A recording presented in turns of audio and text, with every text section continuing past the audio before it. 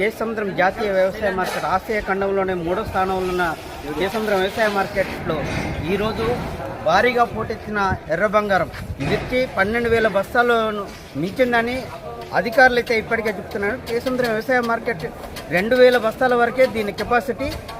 ఈరోజు 12,000 బస్తాల వరకు గేట్ పాస్ ద్వారా 12,000 బస్తాలు ఇప్పటికీ మార్కెట్కి చేరుకున్నాయని అధికారులు చెప్తున్నారు. ఈరోజు 6,000 బస్తాల వరకు కాంటా పెట్టిస్తాం, మిగతా 6,000 బస్తాలను కూడా రేపు పెడతామని అధికారులు చెప్తున్నారు.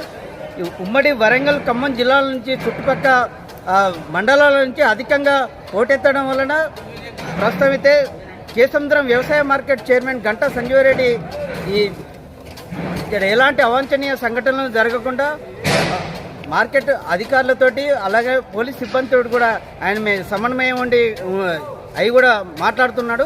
ఇప్పటికే రైతులకు ఎలాంటి అవాంఛనీయ సంఘటనలు జరగకుండా మార్కెట్లో, తర్వాత రైతులు ఎక్కడ కూడా మోసపోకుండా సంబంధిత మార్కెట్ సెక్యూరిటీలను కూడా ఎప్పటికప్పుడు అలర్ట్ చేస్తున్నాడు మార్కెట్ ఆఫీసర్. ఈరోజు 6,000 బస్తాల వరకు మాత్రమే కాంటాలు అవుతున్నాయి, మిగతా 6,000 బస్తాలు మాత్రం రేపు వీరికి టెండర్ చిట్టీలు ఇవ్వబడుతుందని కూడా మార్కెట్ అధికారి అమర్లింగేశ్వరరావు చెప్తున్నాడు.